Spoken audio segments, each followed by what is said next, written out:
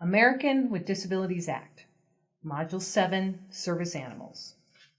This module will cover the following topics: service animal definition and allowed inquiries, when a service animal can be excluded, a service animal must be under the handler's control, no ID required and no comfort animals, caring for the service animal and no pet fees, the New Mexico Service Animal Act, who uses service animals.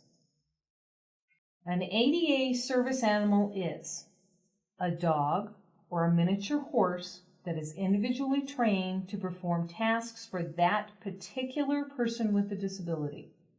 The tasks performed must be directly related to the person's disability.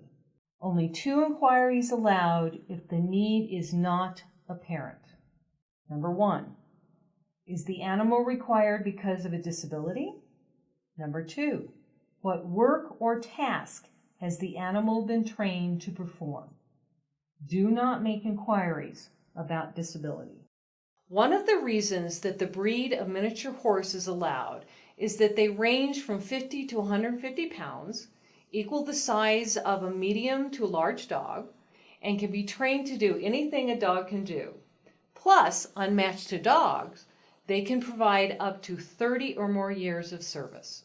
Note that the emphasis here is that the service animal is individually trained to perform tasks for the specific individual who uses the service animal. Only 2 inquiries are allowed if the need for the service animal is not apparent.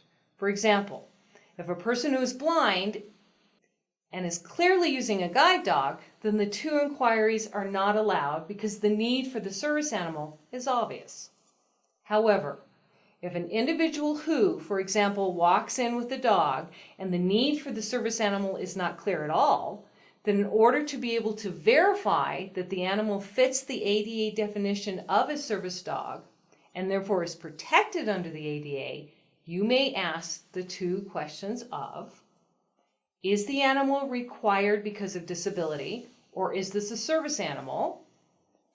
And what work or task has the animal been trained to perform specifically for you? Make sure not to ask anything about the person's disability.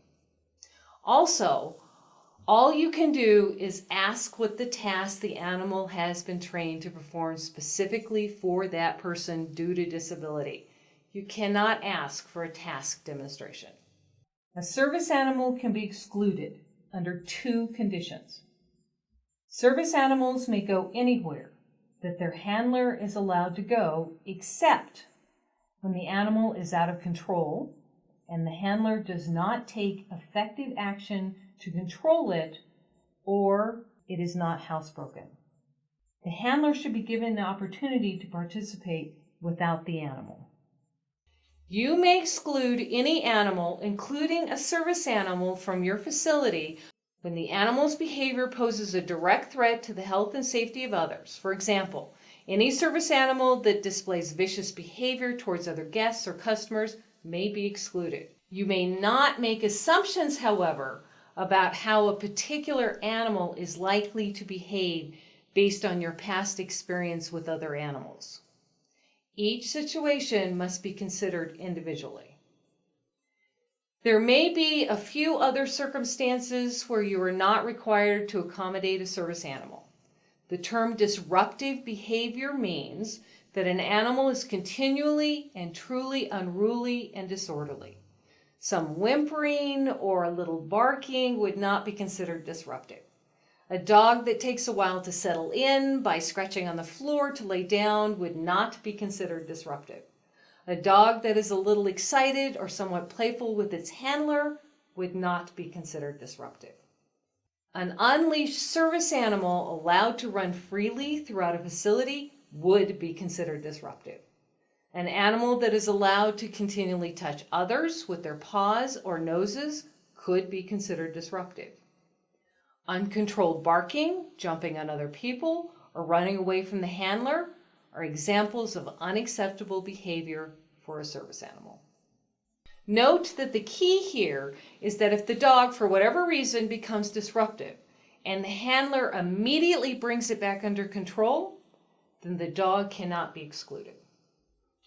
Although a public entity may exclude any service animal that is out of control, make sure to give the individual with the disability who uses the service animal the option of staying without having the service animal on the premises. Other circumstances where you are not required to accommodate a service animal would be when doing so would result in a fundamental alteration to the nature of the business. Generally, this is not likely to occur in most situations, but when it does, for example, when a dog barks during a movie, the animal can be excluded.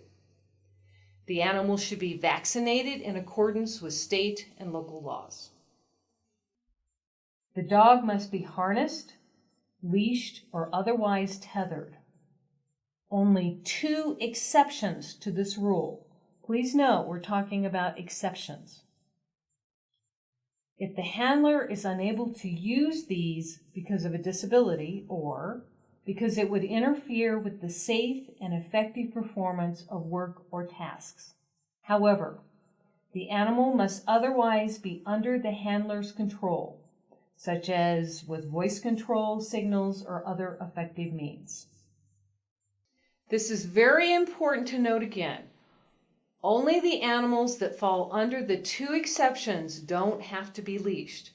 Otherwise, the service animal must be leashed or harnessed. Animal care and pet fees. Covered entities are not responsible for the care or supervision of a service animal. Pet fees or surcharges are not allowed that are not applicable to individuals without pets.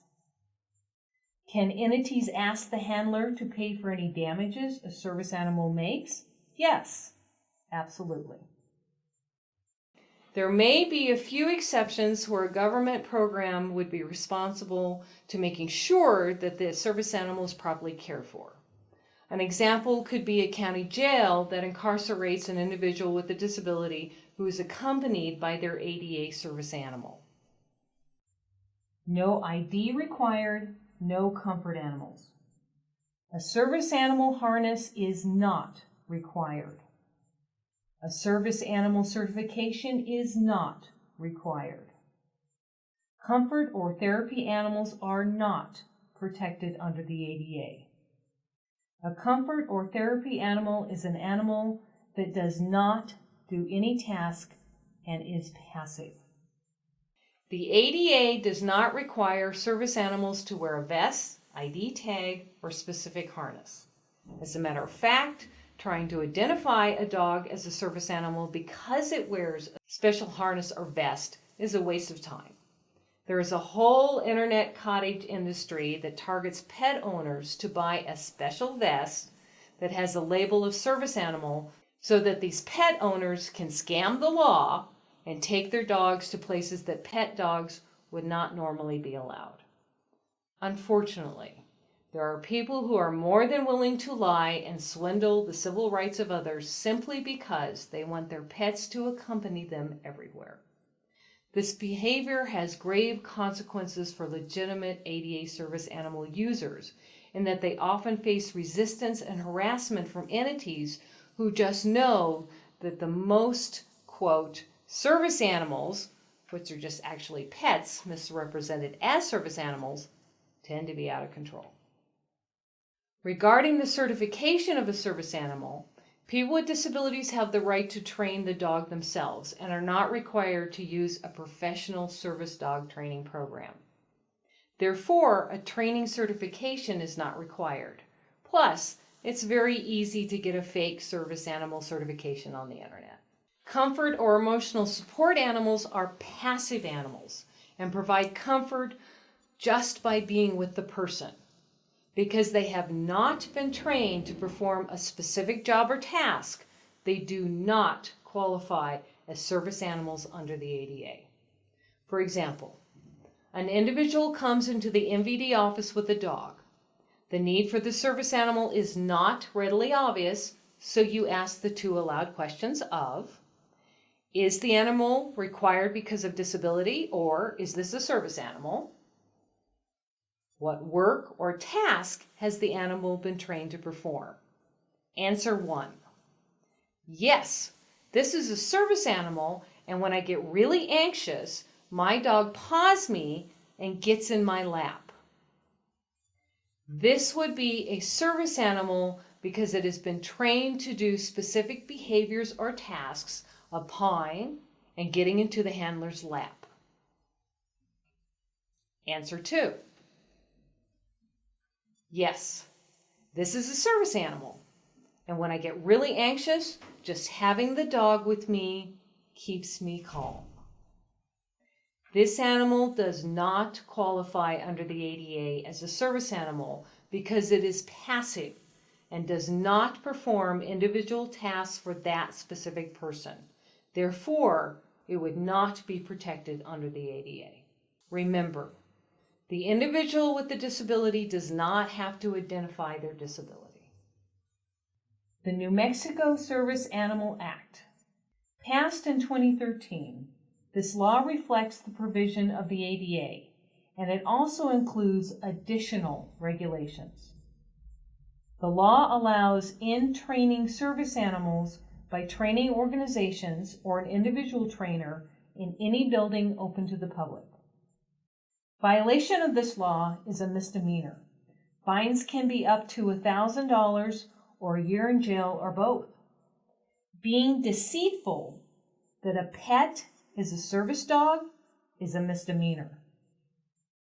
The way that the ADA works with other laws is when a state law or local ordinance is more stringent than the ADA, then this law or local ordinance is enforceable above the ADA. If a state law or local ordinance is less stringent than the ADA, then the ADA trumps. The New Mexico Service Animal Act is more stringent than the ADA. The state law has everything that the ADA has regarding service animals, plus the additional stated requirements. Who uses service animals? Individuals who are blind or have low vision use dogs to guide and assist them with orientation. Individuals who are deaf use dogs to alert them to sounds. People who have mobility disabilities can use dogs to pull their wheelchair or retrieve items. Individuals who have epilepsy may use a dog to warn them of an imminent seizure. People who have psychiatric disabilities may use a dog to remind them to take their medication. Individuals who are service members returning from war with new disabilities are increasingly using service animals to assist them with activities of daily living as they re-enter civilian life. Service dogs come in all sizes and breeds. Horses must be a miniature breed. Service animals perform some of the functions and tasks that an individual with disability cannot perform for him or herself. Training disclaimer. As with any civil rights law, how the ADA is interpreted and applied is largely influenced by court case decisions. This training is based on the latest technical assistance from the Department of Justice and court case decisions in the year 2016. The information herein is intended solely as informal guidance and is neither a determination of your legal rights or responsibilities under the Act, nor binding on any agency with enforcement responsibility under the ADA.